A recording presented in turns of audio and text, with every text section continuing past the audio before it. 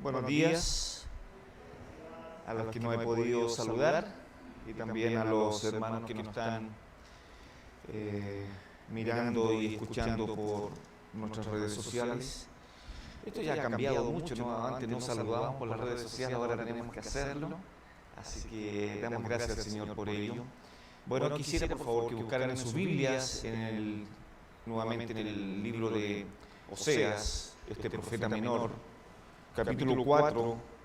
Hoy vamos a estar viendo al menos los primeros 6 versículos de este profeta que nos ha cautivado tanto con este mensaje a este pueblo, ¿no?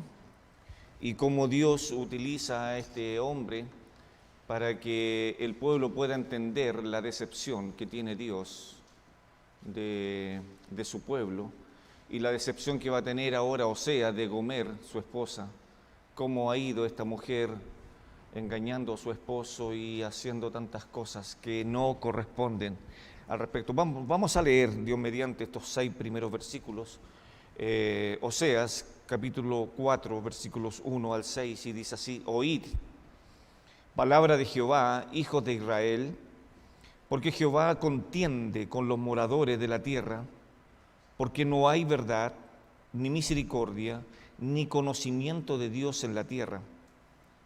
Perjurar, mentir, matar, hurtar y adulterar prevalecen, y homicidio tras homicidio se suceden. Por lo cual sentencia, por lo cual se enlutará la tierra y se extenuará a todo morador de ella, con las bestias del campo y las aves del cielo, y aún los peces del mar morirán.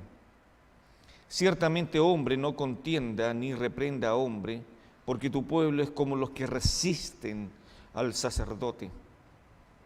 Caerás, por tanto, en el día, y caerá también contigo el profeta de noche, y a tu madre destruiré, refiriéndose a Israel.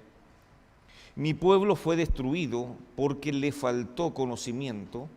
Por cuanto desechaste el conocimiento, yo te echaré del sacerdocio, y porque olvidaste la ley de tu Dios, también yo me olvidaré de tus hijos. Ya de partida podemos entender lo que quiere Dios. Y bueno, y como título de esta predicación, ¿cierto? No sé si hay un PPT por ahí, para que puedan ir viendo los puntos principales. Al menos vamos a tocar 3 puntos que nos van a llevar a entender un poco esta situación que tiene Dios con su pueblo al respecto. Las consecuencias de alejarse del conocimiento de Dios. Esto tiene consecuencias. Esto no es tan fácil poder decir que soy creyente y me olvido de Dios y vivo mi vida como quiero. Las consecuencias que le llevó al pueblo de Israel a tener este problema con Dios van a ser terribles, heridas muy profundas que el pueblo tendrá que aprender, tal como aprendió Israel durante estos 40 años después que salió de Egipto. ¿Cómo aprendió de Dios en el desierto?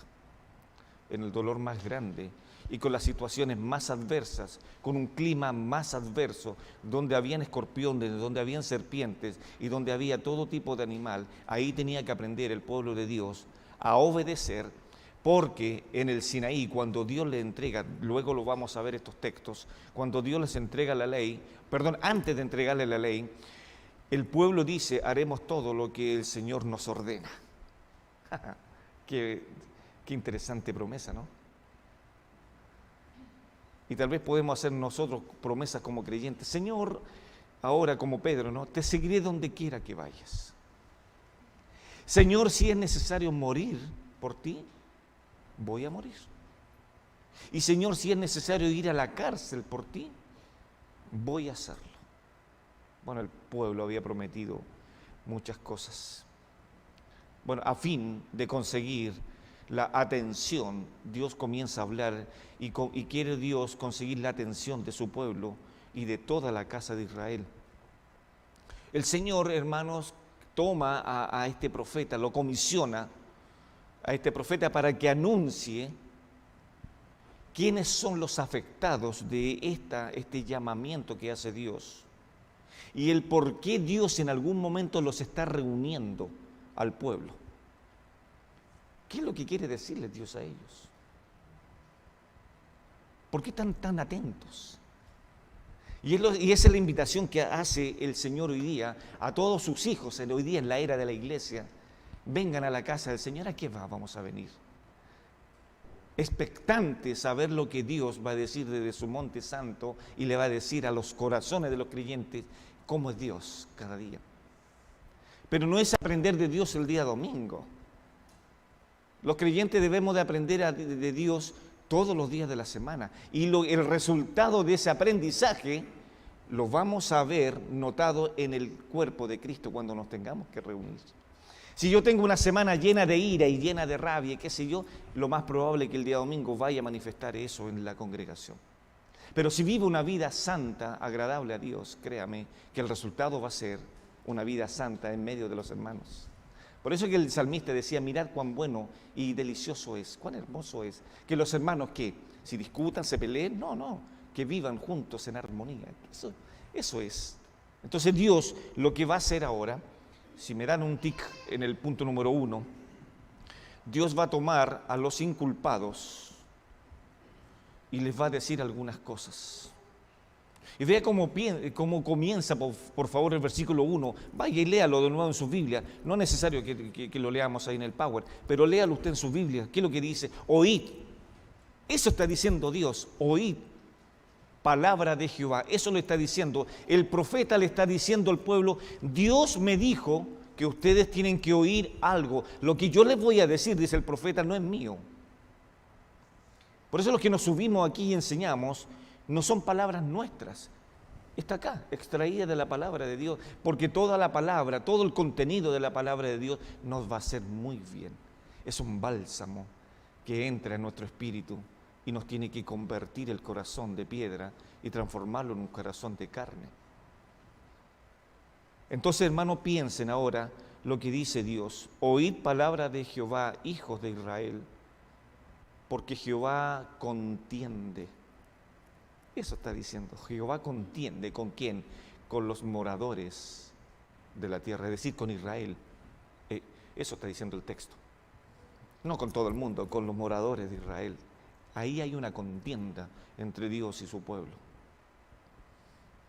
En medio del caos, hermano, espiritual de la nación, porque ya vimos cuál era el caos anteriormente. Si ustedes retroceden un poco, esta mujer que obviamente simboliza a Israel Gomer, está diciendo que todo lo que había conseguido de sus amores.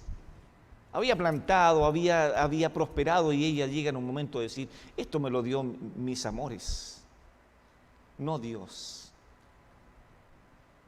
Recuerdo un caso de un hombre que en alguna ocasión me dijo, pastor, ¿ve todo lo que tengo? Sí, le dije yo. Y viene este hombre y se acerca a mí y me dice, ¿sabe quién me lo ha dado? No sé. Esto me dijo. Y esto. Qué increíble, ¿no? Y cuando el rey David, cuando iba a inaugurar el templo, él hizo una oración y le dijo al pueblo que todo lo que él tenía le pertenecía a Dios. Porque todo lo que hay en el cielo, en la tierra y debajo de la tierra, le pertenece a Él. Aún mi vida le pertenece a Él. Hermanos, ¿sabe lo que significa estar en las manos de Dios? Estar en el hueco de su mano. Y Él dijo una vez, y su palabra es fiel, que cuando Dios abre la mano, no hay quien se la vaya a cerrar. Y cuando Él la cierra, no hay quien la pueda abrir. En esas preciosas manos estamos nosotros. En la mañana oraba ahí en mi yo le llamo mi lugar santísimo, ahí en mi oficina. Y le decía, Señor, anoche oraba antes de acostarme y te daba gracias y encomendaba mi vida en tus manos. Y cuando oraba hoy día en la mañana decía, Señor, gracias porque tú no dormiste y me cuidaste cual madre estaba atenta a su hijo cuando estaba enfermo. No me dejaste ir. Nada me pasó y hoy día tengo el don de la vida nuevamente para servir a tu nombre santo. Qué increíble. En el medio de este caos espiritual, Oseas, el profeta, se presenta delante de la nación con una notificación de parte de Dios. Oigan, oíd palabra de Jehová. Este oíd palabra de Jehová no es con la intención de aprendan algo nuevo. La intención de este verbo no es, vengan muchachos, les voy a explicar algo nuevo. No es con la intención de oír algo, sino con la intención de someterlos a castigo. Eso es lo que va a hacer Dios. Después de una y de tantas y tantas y tantas y tantas, Dios ahora va a proceder cual padre va a castigar a su hijo. Y lo va a castigar de una manera impresionante. El pueblo había ignorado durante mucho tiempo la palabra de Dios. Durante 200 años el pueblo había ignorado la palabra de Dios. Imagínense, una sequía espiritual de 200 años. Que Dios le hablaba profeta tras profeta y el pueblo no quería entender. Ahora Dios se ve obligado y el pueblo se ve obligado a escuchar la acusación de que habían quebrantado el pacto establecido en el Sinaí. Dios ahora los junta y les dice, los reúne y les dice, ustedes quebrantaron el pacto mío que hicieron allá en el Sinaí. Por favor, busquen en sus Biblias Éxodo, capítulo 19.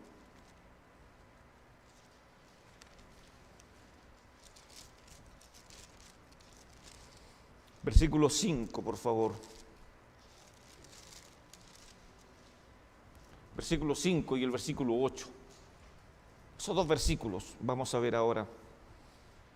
Recuerde, Dios reúne a su pueblo y le dice, pueblo, ustedes quebrantaron el pacto. ¿Sabe lo que significa eso?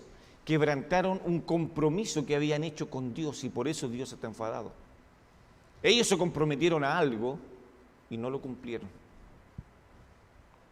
Éxodo capítulo 19, versículo 5. Ahora pues, si diereis oído a mi voz y guardareis mi pacto, vosotros seréis mi especial tesoro sobre todos los pueblos, porque mía es toda la tierra. Recuerde, capítulo 19 del Éxodo, estamos a un capítulo de que Dios les entregue las 10 palabras o los 10 mandamientos. En el capítulo 20 Dios les entrega los 10 mandamientos. Ahora el pueblo está a punto de recibir esos mandamientos y por eso Dios les dice estas palabras. Ahora pues, si diereis oído a mi voz y guardareis mi pacto, vosotros seréis mi especial tesoro sobre todos los pueblos, porque mía es toda la tierra. Versículo 8. Y todo el pueblo, por favor note esto, y todo el pueblo respondió a una. ¿Y qué dijeron? Todo lo que Jehová ha dicho, ¿qué dice? Haremos. Note eso, por favor.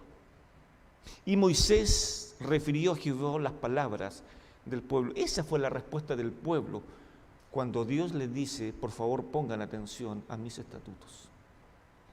¿Y qué dice el pueblo? Sí, vamos a cumplirlo. Ahora Dios, en el libro de Oseas, los está juntando y le está diciendo Dios al pueblo, ustedes fallaron al pacto. Ustedes fallaron a la santidad de Dios. La santidad de Dios se vio afectada por su desobediencia, por su idolatría y por su desconfianza en el poder de Dios. Así de simple. Deuteronomio, capítulo 31, por favor.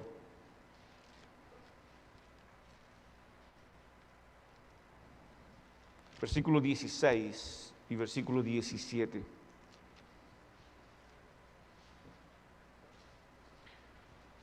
El libro de Deuteronomio, capítulo 31, 16 y 17, dice así. Y Jehová dijo a Moisés, he aquí tú vas a dormir con tus padres, y este pueblo se levantará y fornicará atrás los dioses ajenos de la tierra a donde va a parar esta en medio de ella, y me dejará, e invalidará mi pacto que he concertado con él, y se encenderá mi furor contra él en aquel día, y los abandonaré y esconderé de ellos mi rostro y serán consumidos y vendrán sobre ellos muchos males y angustias y dirán en aquel día, no me han venido estos males porque no está mi Dios en medio de mí? ¿Qué está respondiendo el pueblo? Todo lo que estoy sufriendo ha sido por un motivo. Son las consecuencias de alejarme del conocimiento de Dios.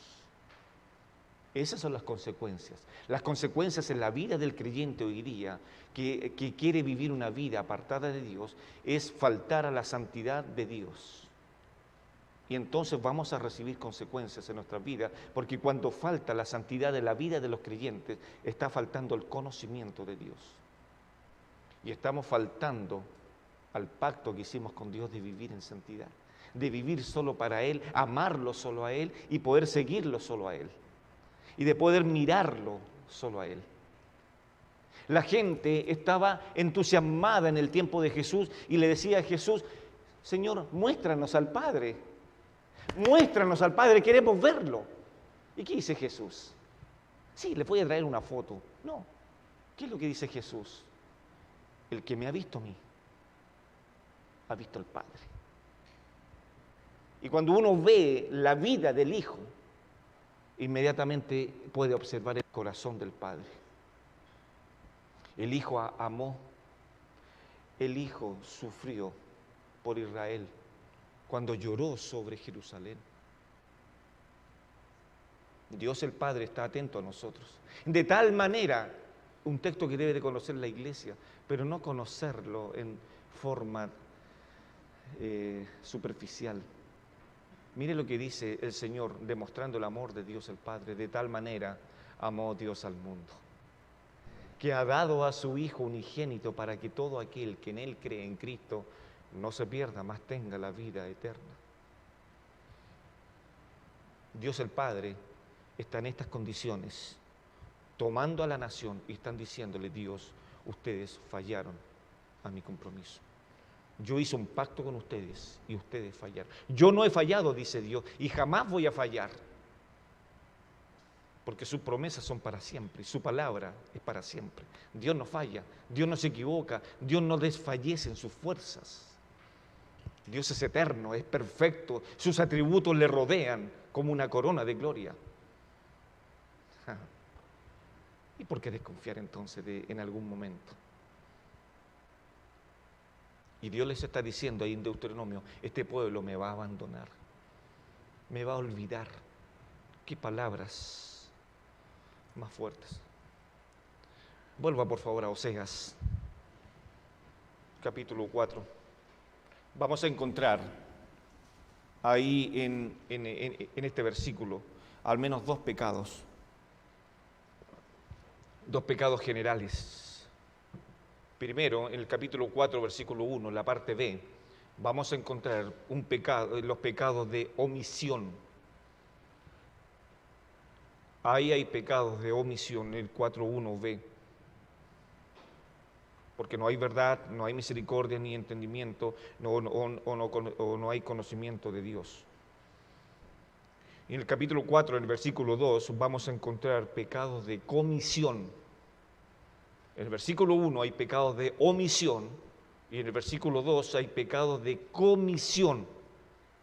Perjurar, mentir, matar, hurtar, adulterar, prevalece.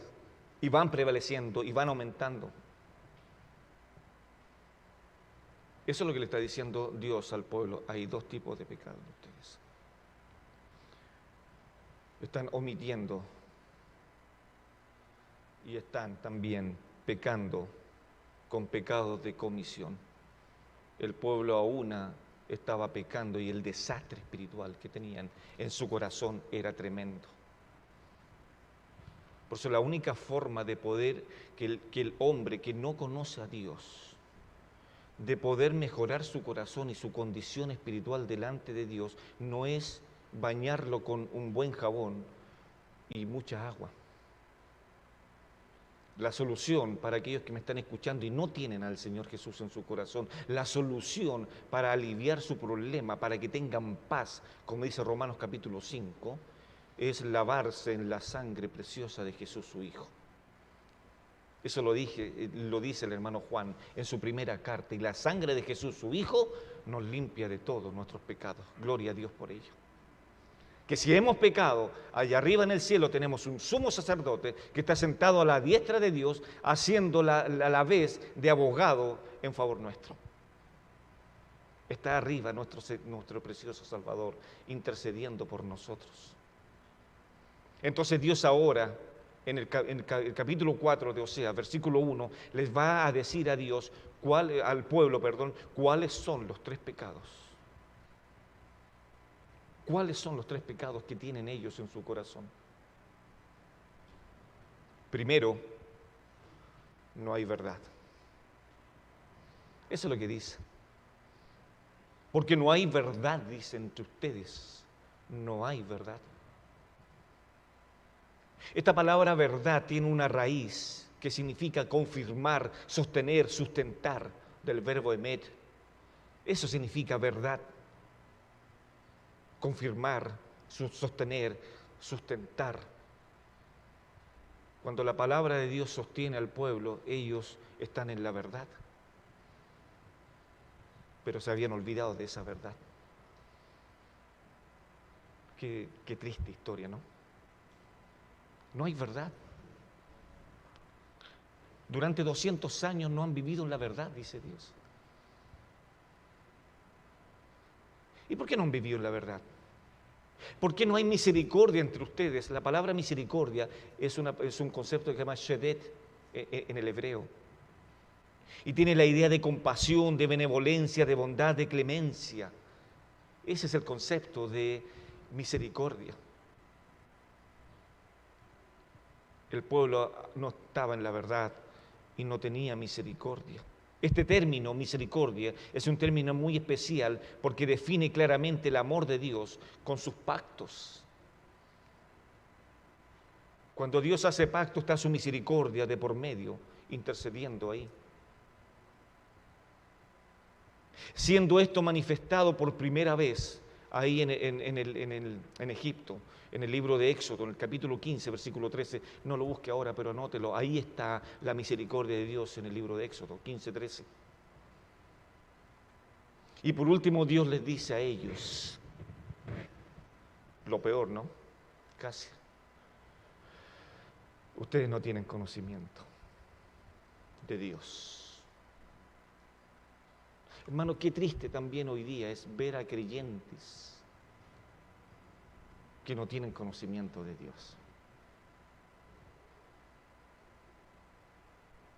No hay conocimiento de Dios. Dios los conoce, pero ¿cuánto conocemos nosotros de Dios? Y el pueblo estaba fallando en eso. No tienen conocimiento de Dios. Esos son los 3 pecados que Dios les está enrostrando al pueblo. No tienen verdad, no tienen misericordia y tampoco tienen conocimiento de Dios. Interesante, ¿no? Lea por favor nuevamente el versículo 1 para después irnos al punto número 2. Ya vimos el punto número 1, ¿cierto? Que es la condición o los inculpados. ¿A quien Dios está llamando? El punto número 1, está llamando a la nación. Le dice, vengan, quiero decirles algo. Oíd palabra de Jehová, hijo de Israel, porque Jehová contiende con los moradores de la tierra. ¿Por qué contiende? Porque ustedes no tienen verdad, no tienen misericordia y no tienen conocimiento de Dios. ¿Cómo es posible que el pueblo de Dios haya llegado a tal grado? ¿Cómo es posible que en algún momento creyentes lavados por la sangre del Señor Jesucristo no tengan comunión con su Dios, no tengan comunión con el Padre, no tengan comunión extrema con Dios?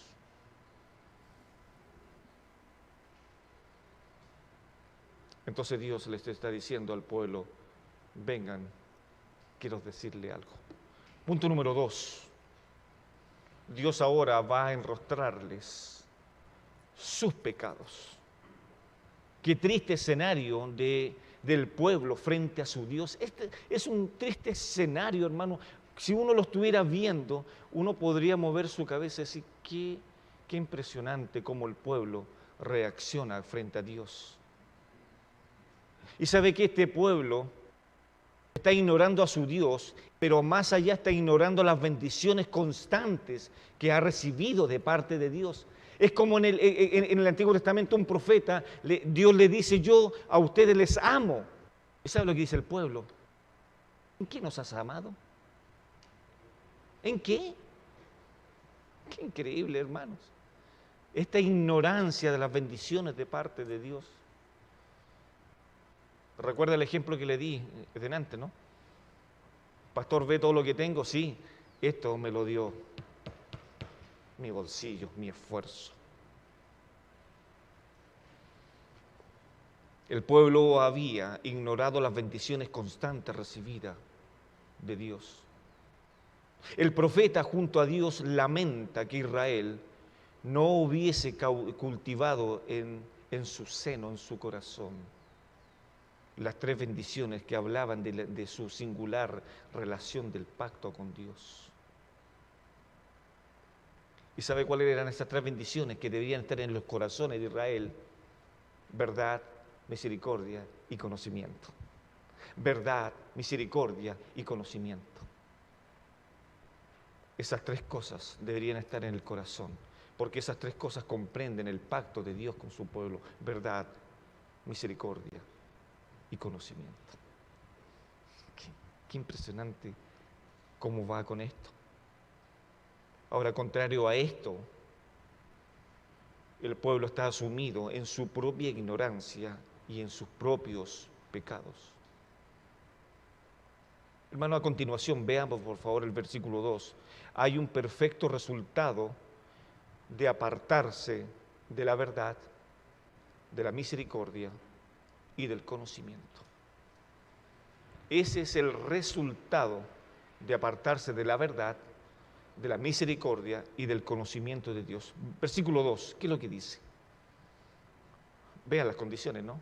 Primero, había perjurio o falso juramento, como se traduce en otras versiones.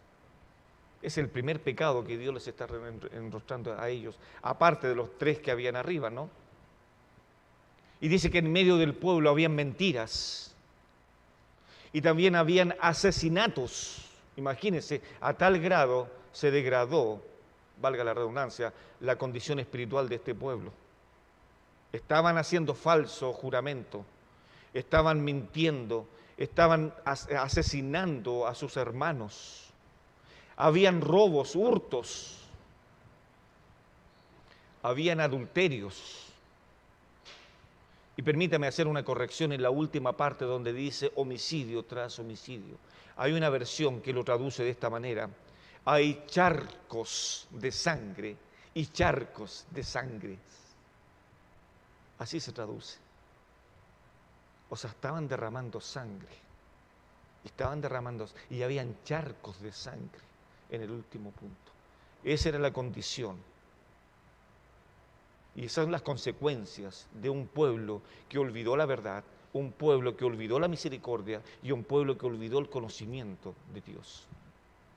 Cuidado con nuestras vidas de olvidar la verdad, olvidar la misericordia y apartarnos del conocimiento de Dios. Los escritores, hermanos del Nuevo Testamento, alentaban a sus auditores a ser llenos del conocimiento de Dios a través de su Hijo. Los escritores parece que se pusieron de acuerdo, aunque no es así, es el Espíritu Santo el que los inspiró, pero ellos dijeron en algún momento, por favor busquen ahí en Efesios capítulo 4, versículo 3. Ellos se pusieron, parece, ahí en la misma sintonía al respecto, porque este conocimiento de Dios nos va a hacer muy bien. Efesios capítulo 4.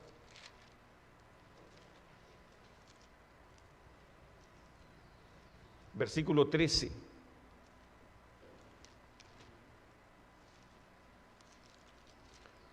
Si lo tiene, mire por favor cómo el apóstol Pablo está diciendo lo siguiente. Hasta que todos lleguemos a la unidad de la fe y del conocimiento del Hijo de Dios, a un varón perfecto, a la medida de la plenitud de Dios. Que seamos llenos del conocimiento del Hijo de Dios. Ese es el mandamiento. Y no un conocimiento de las cosas de este mundo. Esa palabra conocimiento es la palabra epignosis. Con alguna hermana cuando estaba en consejería vimos este punto.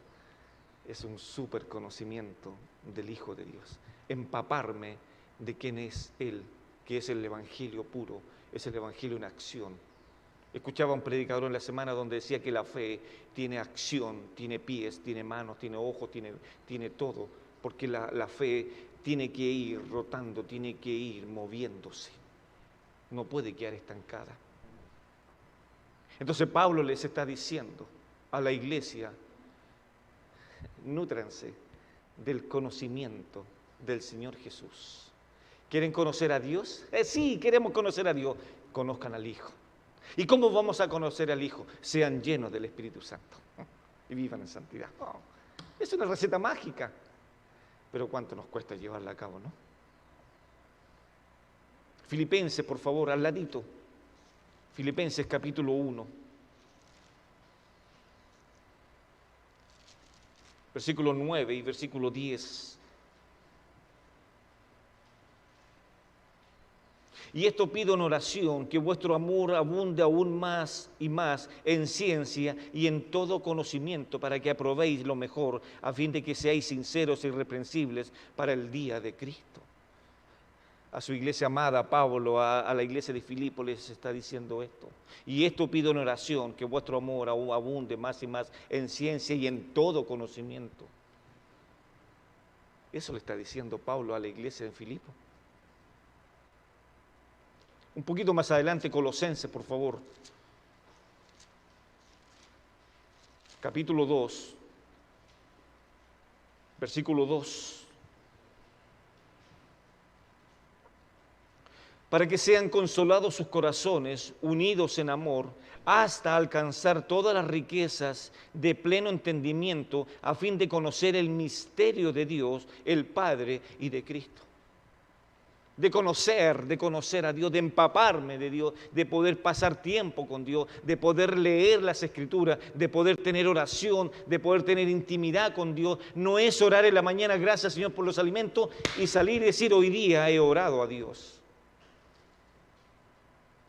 Eso lo está diciendo Pablo. Segunda de Pedro, por favor, un poquito más adelante.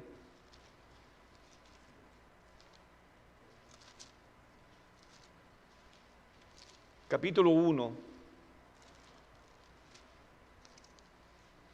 versículo 2. Vea lo que dice nuestro hermano Pedro a la iglesia perseguida. Gracia y paz os sean multiplicadas en el conocimiento de Dios y de nuestro Señor. Así le está diciendo, de nuestro Señor Jesús. Versículo 3. Como todas las cosas que pertenecen a la vida y a la piedad nos han sido dadas por su divino poder mediante el conocimiento de aquel que nos llamó por su gloria y excelencia. Versículo 8. Porque si estas cosas están en vosotros y abundan, no dejarán estar ociosos ni sin fruto en cuanto a qué, al conocimiento de nuestro Señor Jesucristo. Ese es el mandamiento, que los creyentes tengan el conocimiento de nuestro Señor Jesucristo.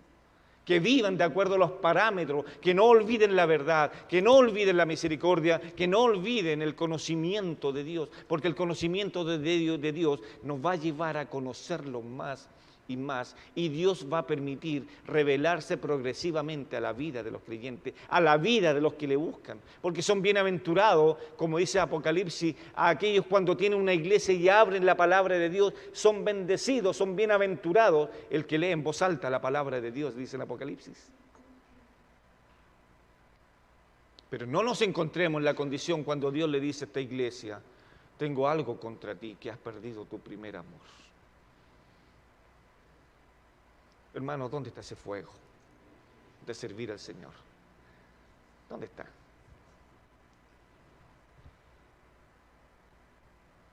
En Juan, capítulo 5, versículo 39 y 40, por favor, si no lo busque, o si quiere buscarlos también, vamos ahí. Voy a leer otra versión por si acaso para que no se asuste. Juan capítulo 5, versículo 39, dice así: ustedes examinan las Escrituras porque piensan tener en ellas la vida eterna y son ellas las que dan testimonio de mí. Eso le está diciendo el Señor al pueblo, a su gente. Ustedes tienen que examinar las Escrituras, escudriñarlas, meter la mano al fondo y sacar todos los tesoros preciosos a través y mediante el Santo Espíritu que le va a ayudar a eso. Ustedes examinan las Escrituras porque piensan tener en ellas la vida eterna y son ellas las que dan testimonio de mí. Pero vea tristemente el versículo 40. Pero ustedes no quieren venir a mí para que tengan esa vida. Qué triste, ¿no? Y se repite la misma historia como dice la canción. Solo cambia el escenario, pero es la misma acción. Hoy día creyentes en esta misma situación que no quieren llenarse, empaparse del conocimiento de Dios. Y eso es lo que está diciendo Dios al pueblo, a su pueblo. No hay verdad, no hay misericordia y no hay conocimiento al respecto. Punto número 3. Dios ahora va a hacer un juicio. Ya Dios les demostró sus pecados. Ahora lo que va a hacer Dios, va a emitir su juicio. Créeme una cosa.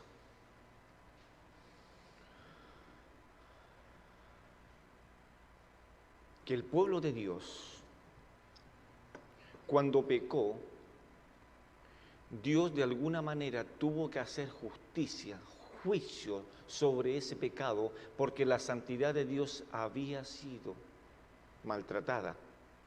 Había sido pasada a llevar su santidad, por lo tanto Dios no podía soportar eso y tenía que hacer juicio, enjuiciar al pueblo. Y por eso entonces que se creó todo este sistema del sacerdocio, de matar los animales, para que el hombre pudiera lograr en Dios amainar, aplacar un poco la ira de Dios sobre el pueblo. Cuando la gente, la humanidad misma, pecó y pecó, lo vemos ahí en Génesis capítulo 6, en versículo 5, pecó y era constantemente, pensaban en el mal y pecaban. Cuando en el momento en que mataron al Señor, el pueblo seguía pecando, la humanidad seguía apartándose de Dios, por lo tanto era la humanidad la que había pecado para con Dios.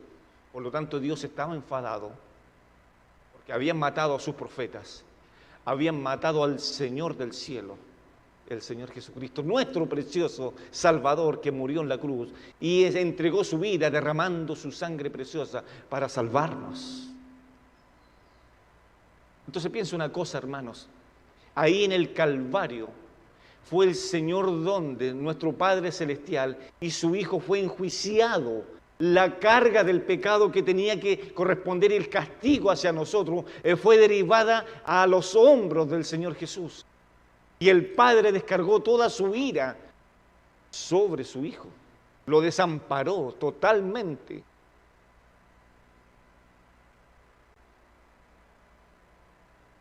Lo decía, ¿en qué nos amaste? ¿En qué nos amaste? ¿En qué? ¿Cómo la iglesia ahora corresponde a este amor fiel de parte de Dios hacia nosotros? ¿Cómo le correspondemos nosotros a Dios? No es venir a la iglesia para corresponderle a Dios, para tener paz con Dios. No se trata de eso. No se trata tal vez de que usted pueda calmar su conciencia diezmando o dando sus ofrendas. No consiste en eso el Evangelio. El Evangelio consiste en amar a Dios por sobre todas las cosas. El Evangelio significa tomar la palabra de Dios y que cautive mi corazón para amarlo solo a Él y no como la mujer, como esta mujer Gomer, que fue y se acostó con otros hombres, engañó a su esposo.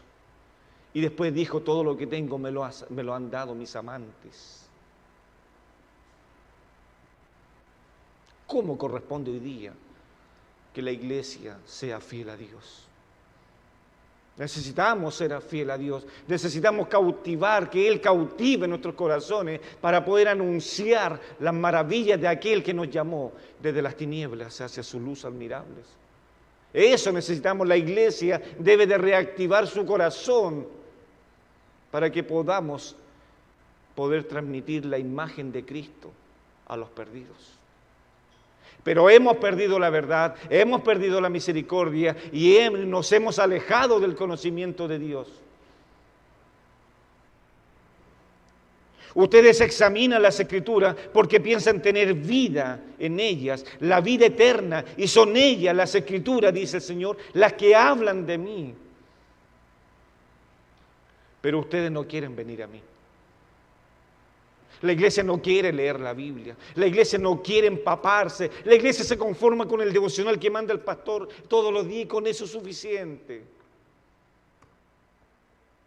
La iglesia no quiere vivir en santidad, la iglesia lo que quiere es poder vivir de las cosas que ha logrado en este mundo, tal como lo hizo el pueblo de Israel cuando fue cautivo y Nabucodonosor se llevó la gente a Babilonia y la gente hizo su vida durante todos esos años, durante esos 70 años de cautiverio, y la gente hizo su negocio, se casó, tuvieron hijos con los babilonios, hijos con las babilonias, y después cuando quisieron regresar a su pueblo no quisieron regresar, regresaron entre 40 y 50 mil personas para poder volver a Jerusalén. ¿Y dónde está el resto? Se había quedado con sus pies enlodados en Babilonia, disfrutando de los placeres, disfrutando de los jardines colgantes y de todas las cosas que el mundo le ofrecía allá. No querían mancharse sus manos para ir a construir el muro. No querían manchar sus manos para poder edificar el templo que había sido destruido. Pero Dios ahí es fiel con los suyos, y puso fuego ardiente en algunos para que volvieran y edificaran lo que estaba destruido. Dios es fiel, Dios va a tocar los corazones, Dios de alguna manera se va a encargar para poder ayudarnos en esta área, pero si usted no pone de su parte, va a ser muy difícil. No se siente, si el Señor va a tratar conmigo. No diga eso. No diga eso. Bueno, pastor, en algún momento voy a leer la Biblia. Vamos, sí. Yo sé que en algún momento voy a hacerlo. Ahora viene el juicio.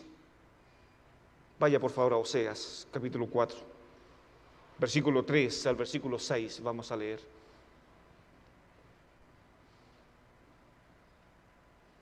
Por lo cual, aquí viene la sentencia. Se enlutará la tierra y se extenuará todo morador de ella.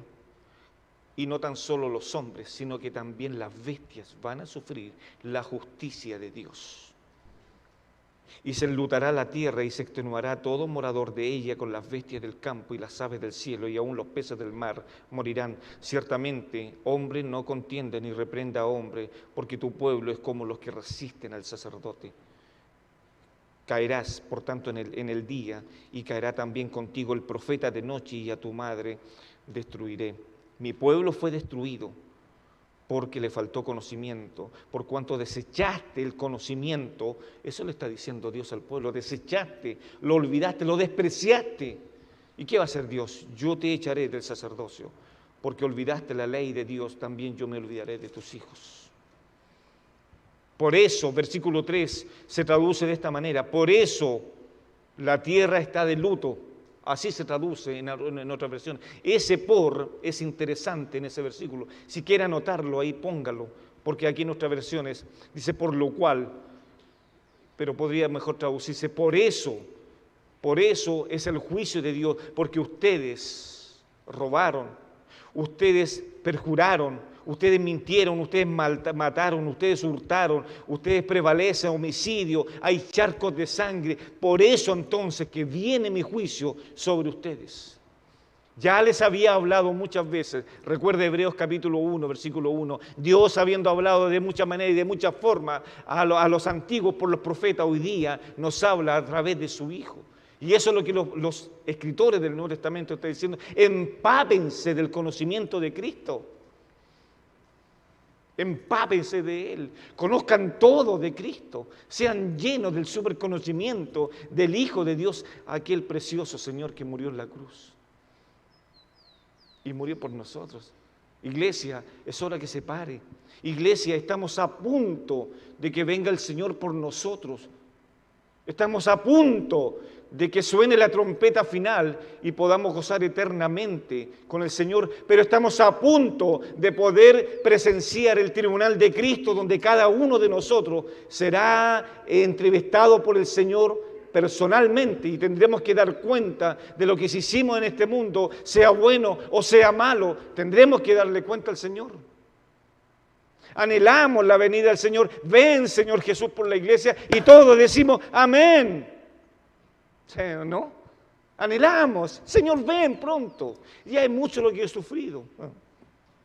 Es mucho lo que he llorado. Pero tendremos que enfrentarnos, querida iglesia, al tribunal de Cristo solos. Ahí no tendremos abogado. Pero no para dar cuenta de nuestra salvación, tendremos que dar cuenta de nuestras obras, de lo que hicimos mientras estábamos en el cuerpo, sea bueno o sea algo sin efecto, sin resultados.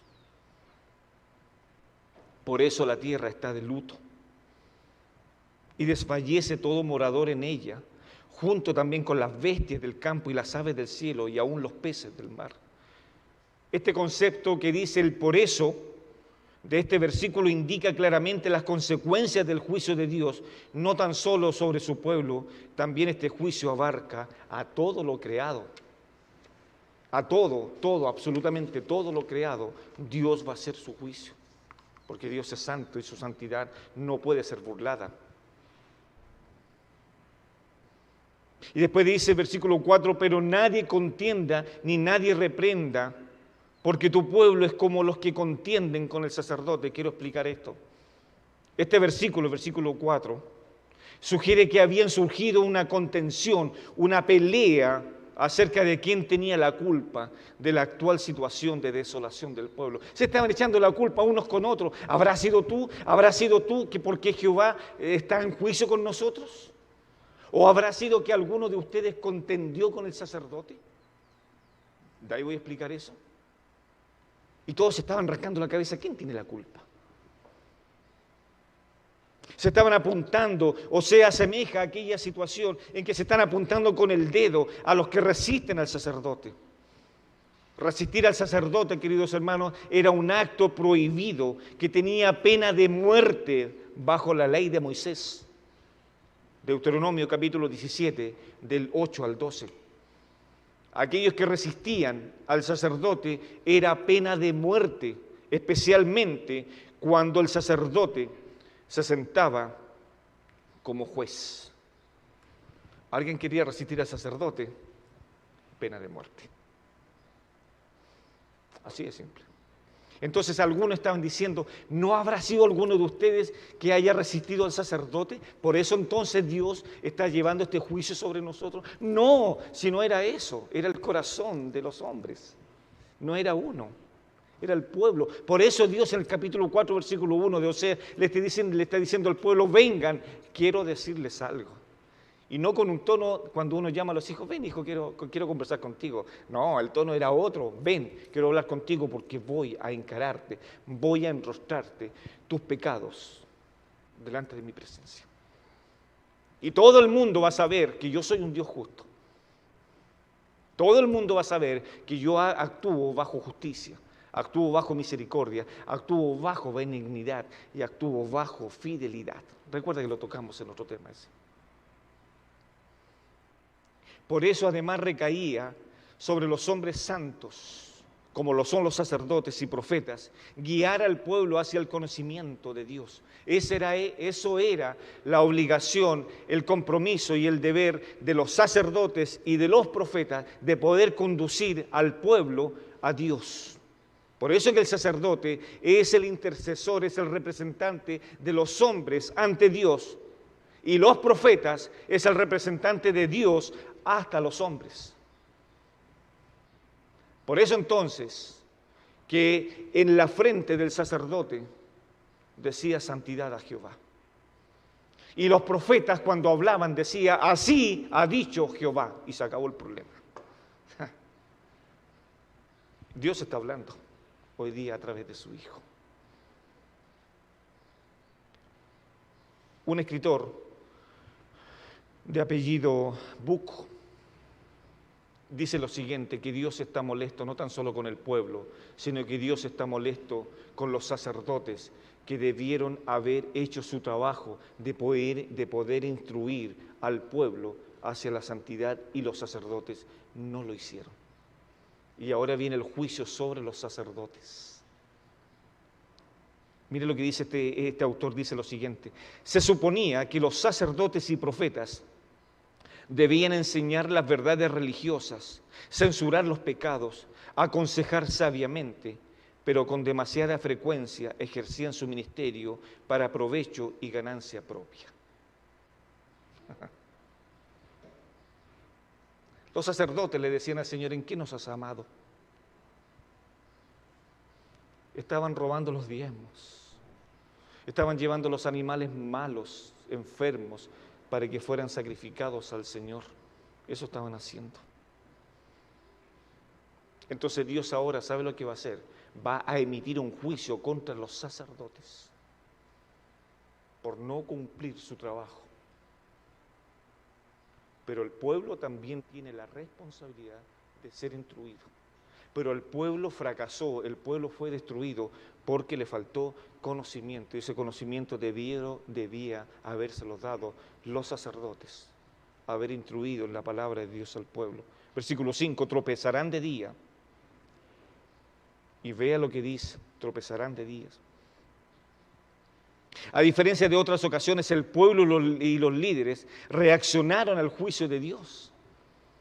En otras ocasiones, el pueblo, cuando vio enfrentado el juicio de Dios, reaccionó rápidamente, pidiendo perdón por sus ofensas. Tal es el caso, un poquito más adelante, por favor, más atrás, en el libro de Daniel, en el capítulo 9, vea cómo el profeta Daniel se identifica con su pueblo. Versículo 3. Y acá el profeta Daniel va a mencionar los 7 pecados que el pueblo ha cometido contra Dios, si quiere subráyelos.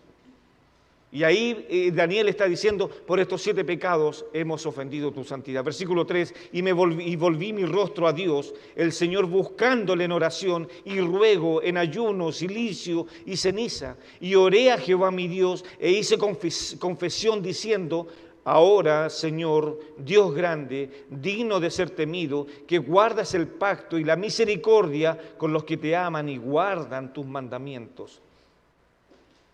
Primero dice, ahora el primer pecado, hemos pecado. Hemos cometido iniquidad, 2. Hemos hecho impíamente, 3. Y hemos sido rebeldes, 4. Y nos hemos apartado de tus mandamientos, 5. No hemos obedecido, versículos 6, 7. Y dice, no hemos obedecido a tus siervos los profetas, que en tu nombre hablaron a nuestros reyes, a nuestros príncipes, a nuestros padres y a todo el pueblo de la tierra. Tuya es, Señor, la justicia y nuestra la confusión de rostro, como en el día de hoy lleva todo hombre de Judá, los moradores de Jerusalén y todo Israel, los de cerca y los de lejos, en todas las tierras a donde los has echado a causa de su rebelión con que se rebelaron contra ti. Oh Jehová, nuestra es la confusión de rostro de nuestros reyes, de nuestros príncipes y de nuestros padres, porque contra ti pecamos. de Jehová nuestro Dios es el tener misericordia y perdonar, aunque contra Él nos hemos rebelado y no obedecimos a la voz de Jehová nuestro Dios para andar en sus leyes que Él puso delante de nosotros por medio de sus siervos los profetas. Último, versículo 11. Todo Israel traspasó tu ley, apartándose para no obedecer tu voz, por lo cual ha caído sobre nosotros la maldición y el juramento que está escrito en la ley de Moisés, siervo de Dios, porque contra Él pecamos. Qué juicio, ¿no? Porque se habían apartado de la verdad, habían descuidado la misericordia y habían descuidado el conocimiento. Por último, hermanos, quiero terminar. El conocimiento de Dios, ¿en qué consiste? El conocimiento de Dios consiste en la comunión con Él. En eso es. Por favor, anótelo, grábelo en su corazón. ¿Qué significa la comunión con Dios? ¿Qué significa el conocimiento de Dios? Consiste básicamente en tener comunión con Él. Más bien que el mero conocimiento intelectual de Dios, de saber cuáles son los nombres de Dios. Es bueno saberlo. Pero el conocimiento de Dios consiste en la comunión con Dios. Lo que hace posible el conocimiento de Dios es la verdad y la misericordia. La ausencia de este conocimiento en la tierra indica también desconocimiento y desdén de la ley de Dios. Así como lo hice la semana pasada, terminé con un texto, quiero hoy día terminar con otro texto en el libro de Hebreos, en la epístola a Hebreos, capítulo 5, por favor.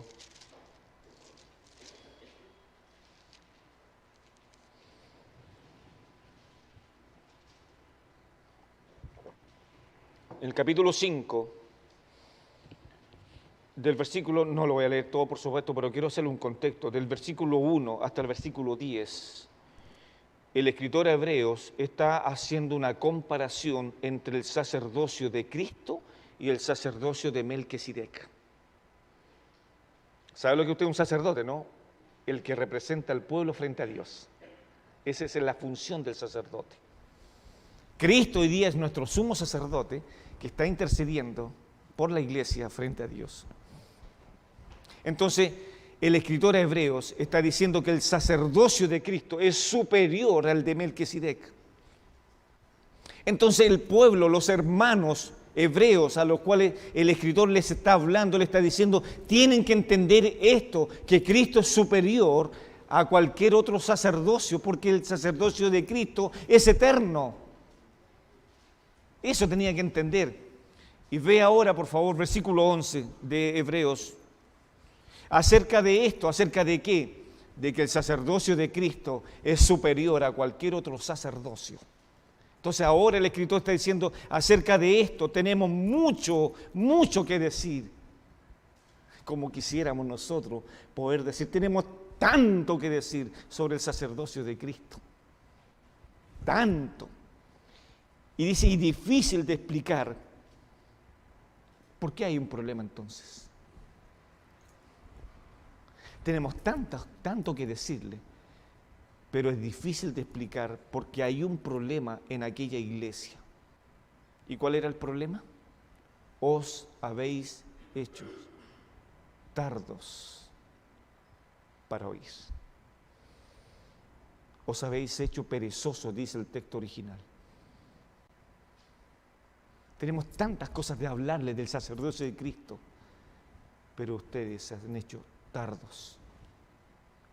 Porque debiendo ya ser maestros, el escritor a Hebreo no estaba hablando de creyentes novatos, estaba hablando de creyentes ya viejos en el Evangelio.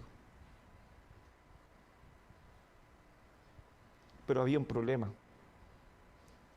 Se habían transformado en perezosos. Estaban viviendo una vida cómoda. Porque debiendo ya ser maestros, así dice. Le voy a leer otra versión. Nos gustaría decir mucho más sobre este tema, dice el autor, pero es difícil de explicar, sobre todo porque ustedes son torpes espiritualmente y tal parece que no escuchan. Así. Hace tanto tiempo o hace tanto que son creyentes, que ya debían estar enseñando a otros. En cambio, necesitan que alguien vuelva a enseñarles las cosas básicas de la palabra de Dios. Son como niños pequeños que necesitan leche y no pueden comer alimento sólido porque se han hecho tardo, han descuidado el conocimiento de Dios. Y descuidar el conocimiento de Dios le va a llevar a perder la verdad y le va a llevar a perder la misericordia. Así de simple, es la cadena. Deje de orar, deje de leer la Biblia y todo lo que usted haga entonces va a ser entonces reacción carnal. Vuelvo a leer. Nos gustaría decir mucho más sobre este tema, pero es difícil de explicar sobre todo porque ustedes son torpes espiritualmente y tal parece que no escuchan. Hace tanto que son creyentes que ya deberían estar enseñando a otros. En cambio necesitan que alguien vuelva a enseñarles las cosas básicas de las palabras de Dios. Son como niños pequeños que necesitan leche y no pueden comer alimento sólido, pues el que se alimenta de leche sigue siendo bebé y no sabe cómo hacer lo correcto. En cambio, el alimento sólido es para los que son maduros, los que a fuerza de práctica están capacitados para distinguir entre lo bueno y lo malo. Versión NTV. Para eso es el alimento sólido. Y por último, 3 versículos y termino. No los voy a explicar, solamente usted analícelo en su corazón. Capítulo 6, versículo 1 al 3, de ahí de Hebreos. Por tanto, esta es la conclusión que hace el escritor, por tanto. Así que dejemos, voy a leer otra versión también, ¿no? La NTV hace, sígame con sus ojos, pero escúcheme también. Así que dejemos de repasar una y otra vez las enseñanzas elementales de Cristo. Por el contrario, sigamos adelante hasta llegar a ser maduros en nuestro entendimiento. No puede ser que tengamos que comenzar de nuevo con los importantes cimientos acerca del arrepentimiento de las malas acciones y de tener fe en Dios. Ustedes tampoco necesitan más enseñanza acerca de los bautismos, acerca de la imposición de manos, acerca de la resurrección de los muertos y el juicio eterno. Así que, conclusión, si Dios quiere, avanzaremos hacia un mayor entendimiento. Padre, gracias por tu palabra. Gracias, Padre, por ser enseñados. Gracias, Padre, porque tu Santo Espíritu ha provocado el que podamos estar acá escuchando de ella. Señor, queremos salir desafiados hoy día de este lugar. Queremos salir, Padre, con una nueva disposición para enfrentar esta semana. Y la disposición es, Padre, que cuando tengamos conocimiento tuyo, entonces tendremos comunión contigo. Padre, mira el ejemplo de tu pueblo, cuando el profeta Oseas les hablaba y ellos hacían oídos sordos. Padre, ayúdanos. De verdad queremos estudiar tu palabra, pero somos tardos para oír de ella.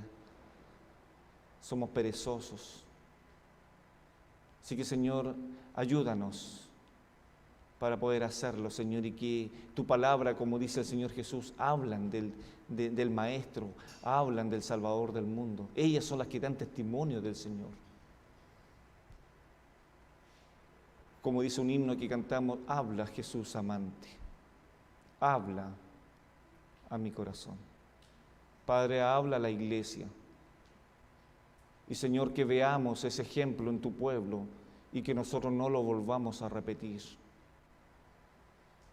Ayúdanos a tener conocimiento y un súper conocimiento del Hijo de Dios.